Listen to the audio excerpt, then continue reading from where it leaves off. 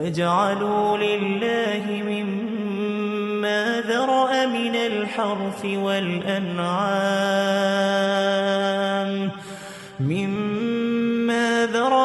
الْحَرْثِ وَالْأَنْعَامِ نَصِيبًا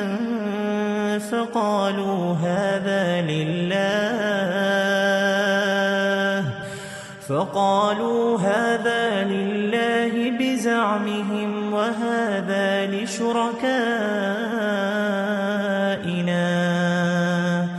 فما كان لشركائهم